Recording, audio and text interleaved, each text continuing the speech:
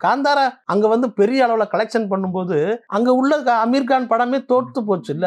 இளையராஜா வரும்போது எம்எஸ் வாய்ப்புகள் குறைஞ்சது வந்து. ஆமா. அப்புறம் அடுத்த ரஹ்மான் வரும்போது இளையராஜாவுக்கு வாய்ப்புகள் குறைஞ்சது. இன்னைக்கு அனிருத் மாதிரி அடுத்த ஆட்கள் வந்துட்டாங்க. ஸோ ஒவ்வொரு ஜென்ரேஷன்லையும் இதான் நடக்கும் அப்படிங்கிறது தான் வந்து. ஆனால் அதை ரஹ்மான் வந்து குறிப்பாக மத ரீதியாக அதை சொல்கிறது தான் வந்து எனக்கு ஒரு. ஆமா.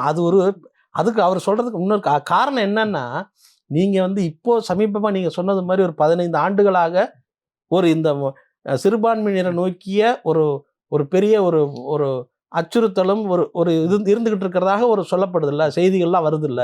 அந்த மாதிரியான ஒரு கண்ணோட்டத்தோட இதையும் பார்த்துருவாங்க நினைச்சாரோ என்னவோ தெரியல. அதை வந்து திரைப்படத்துறையில் அப்படி இருக்கா அப்படின்னா அதை சொல்ல முடியாது. ஏன்னா நீங்க வந்து அமீர் கான் படமே வந்து அங்க வந்து ஓடலை. அவர் அவ்வளோ கஷ்டப்பட்டு எடுத்த படங்களே ஓடாம போச்சு. ஆனால் காந்தாரா படத்தும் போய் அங்க பெரிய ஹிட் அடிக்குது. நீங்க வந்து ஒவ்வொரு மொழியும் ஒவ்வொருடைய திரைப்படத்துறையின் மொழியும் எந்த இதுக்கும் தடையா இருந்ததே கிடையாது. வெற்றிக்கெல்லாம் தடையா இருந்தது கிடையாது. காந்தாரா அங்க வந்து பெரிய அளவுல கலெக்ஷன் பண்ணும்போது அங்க உள்ள அமீர் கான் படமே தோற்று போச்சு இல்ல. அப்போ அது வந்து பெரிய இழப்பு நஷ்டத்தை சந்திக்கும் போது அமீர் கானே வந்து நான் இனிமேல் கொஞ்ச நாளைக்கு ஓய்வு எடுக்கணுங்கிற அளவுக்கு வெறுத்து போயிட்டாரு. ஸோ இவருக்கு ரஹ்மான் அவர்களுக்கு மட்டும் இல்லை, அங்க உள்ள முக்கிய பெரிய சூப்பர் ஸ்டார்களுக்கு இந்த நிலைமை தான் வந்திருக்கு. அதை வந்து இந்த தலைமுறைக்கு வந்து அவரை எடுத்து எப்படி எடுத்துக்கிறாருன்னு தான் பார்க்கணும் நம்ம.